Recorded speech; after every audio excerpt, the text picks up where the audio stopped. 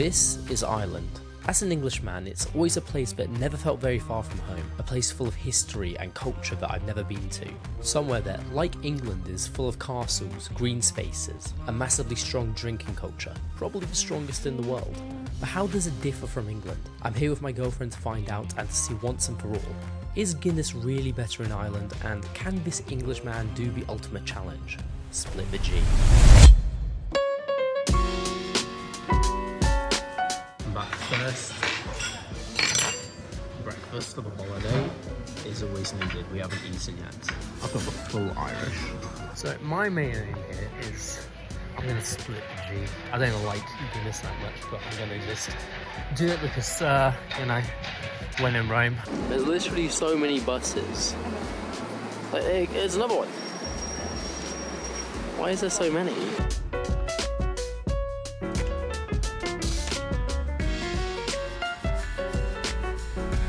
Really interested to find out about Ireland and Dublin particularly, just how much it feels like a European city when culturally it's got a lot of similarities to the United Kingdom, obviously.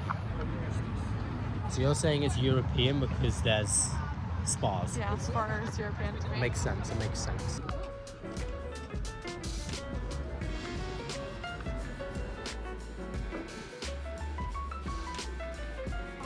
It reminds me of Covent Garden in here.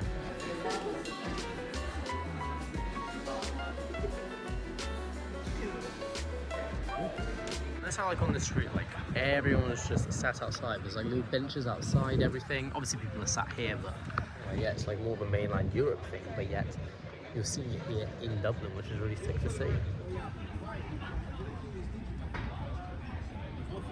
Okay, pause. While here I found that Dublin felt a lot closer to mainland European cities rather than Britain. Upon a bit more research I found that while Dublin shares Georgian architecture with English cities, Dublin's atmosphere is influenced by Ireland's distinct identity and its long-standing cultural and political ties with continental Europe. Honestly, for the better, England has some ugly towns. Dublin has an amazing mix of European flair and classic Irish tradition. After our nighttime stroll, it was time for me to do what I came here to do. Also, I'm not the biggest drinker in the world. Please don't roast me for what you're about to see.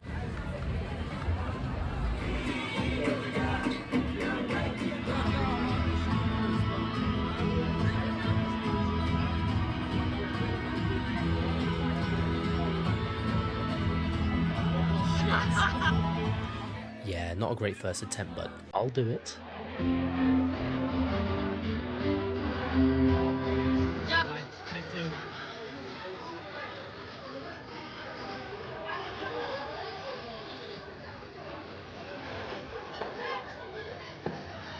Oh my god, it's so hot, wait.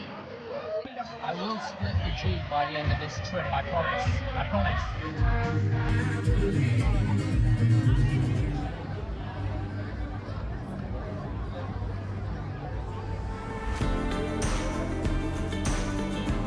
Apparently this is Ireland's answer to the skyscraper.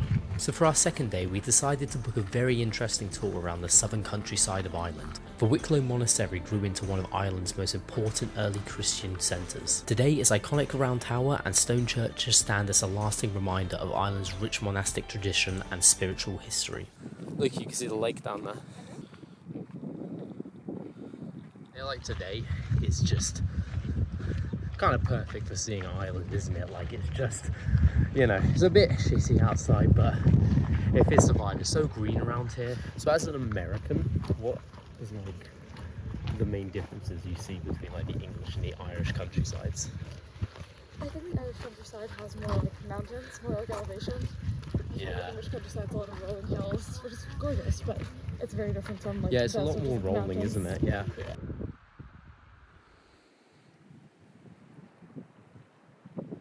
So we're at the lower lake right now. This used to be one lake, it's now an upper and lower lake. But as I say, it used to be one lake, but like hundreds of years of erosion and debris coming down from the mountains has turned into two lakes. But I mean, this lake is beautiful, so can't wait to see the next one. Yeah, the weather decided to take a big turn by the time we got to that second lake.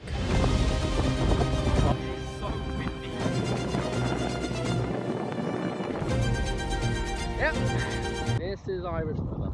I can't complain too much, I'm from England, but It's a sketchy one here.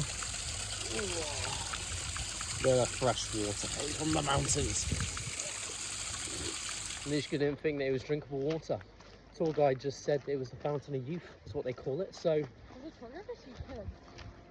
After taking a good battering by classic Irish weather, it was time for our next stop. Something so cute and honestly one of the things that we were looking forward to the most. Right. What are we going to see today? Many dogs. I want to see a dog. Do you want to see a dog? I would really like to see a dog. Here he comes! No. Please tell me he's going to say hello. Hello, hi. Sheep farming has long been a central part of rural life in Ireland. While me and Anushka were there strongly to play with the dogs, we found so much interest in how sheep farming works. A key part of training these highly intelligent border collies is the use of sharp whistles. Dogs respond to the series of sharp whistles from the farmer. Each whistle carries a specific command, guiding the dogs to move left, right, stop, or gather the flock, allowing the farmer to control sheep across a wide distance with remarkable precision. Like seriously, this guy was just stood straight behind us whilst whistling and the dog understood everything. It was really an incredible skill. Also, another little fact we were told, sheepdogs only make it as full work dogs if they absolutely love the work. As in running and chasing sheep is all that they can think about, otherwise they just become domesticated dogs. So trust me when I say that these dogs are literally living their best lives. After we even got to feed the little lambs. Anushka.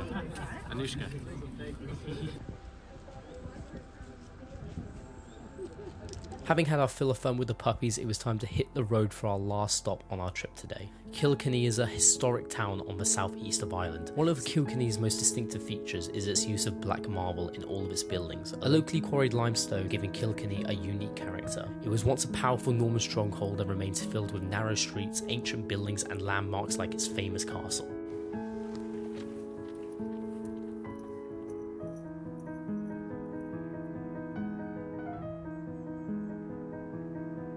It's like if you go to a place that's surrounded by tourists, you're still like in a bit of a bubble. You're not like completely breaking loose of that. But then if you're in like kind of a local place, that's where people from like going to like dinner and breakfast and stuff. Like it's like you're kind of amongst that like local life. In some ways, I found that Kilkenny feels a lot more like a historic English town rather than the more European feel of Dublin, with its winding lanes and well-preserved medieval architecture. However, much like I found everyone on this trip so far, it's distinctly Irish. After an incredible day, it was time for the journey back to Dublin.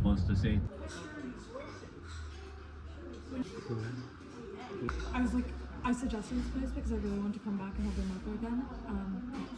This cafe has, I think, the best mochas I've ever had. It's this, and then Gales, and then Nocturne Montreal. Hell yeah.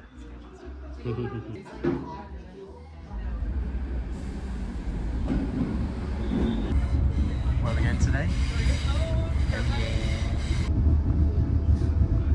Howth is a picturesque coastal village just north of Dublin. We decided to come out here for the day to get a good look at the Irish coast and to walk along the famous Howth Cliff Path.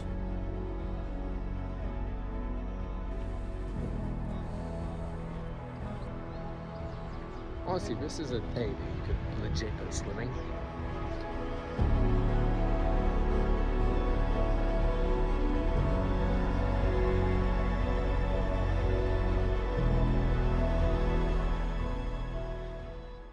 It's actually so gorgeous. Like, imagine like going around here in the summer. Yeah, like I can imagine like driving around these roads. Like it reminds me of Acadia on it. Honestly, like after dipping in the water and just driving around and it's warm out.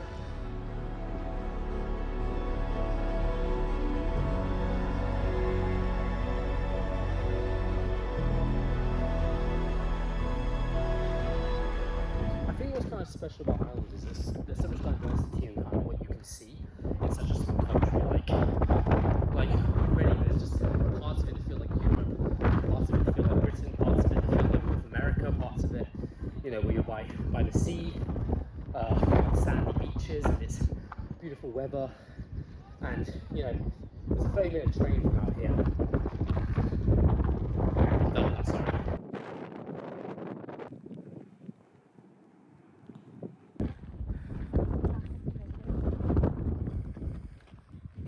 How much seawater do you reckon you could drink before you throw up?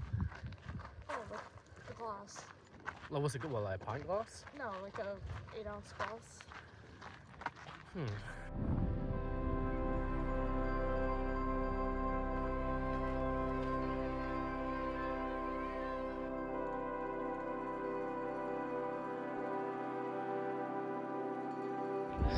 So quiet up there.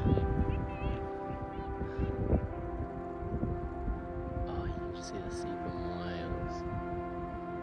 It's unreal.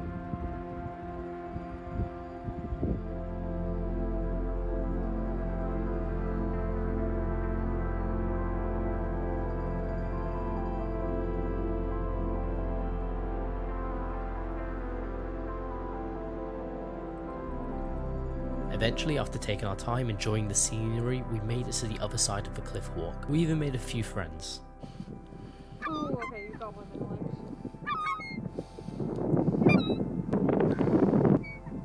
Me and Nushka were just talking about it, and I think like that's what it is with Ireland. Like I did a America trip like 2 or 3 years back, and I'd say this is like one of the closest things to it, because what I loved about America and its landscapes, which is on the west coast, was that it just, every place you went, it felt so diverse and different in terms of like the landscape, what you're seeing, the activities you're doing.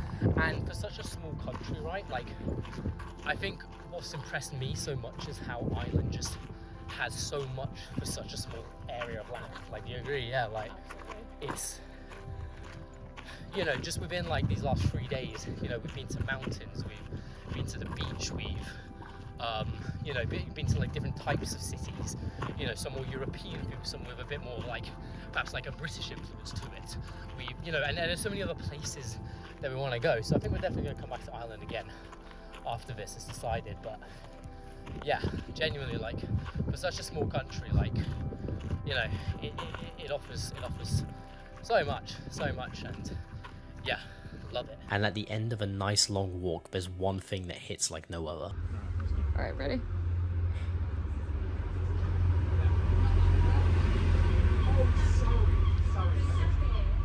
More than you would think. Oh, has he done it? Oh, he's done it! He's done it! Look at that! The early bird gets the worm. On our last day, we decided that it was best to stay in Dublin and enjoy the city.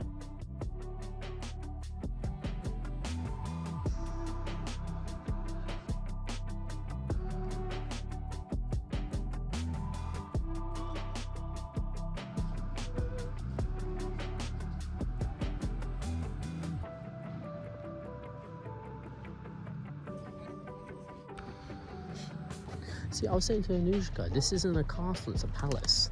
But it's only once I came out into the garden I finally realised, it is a castle. It's a castle. It's a castle. It's a castle. We even had time for one last walk and one last drink before we left. Oh yeah, Ireland's pretty cool.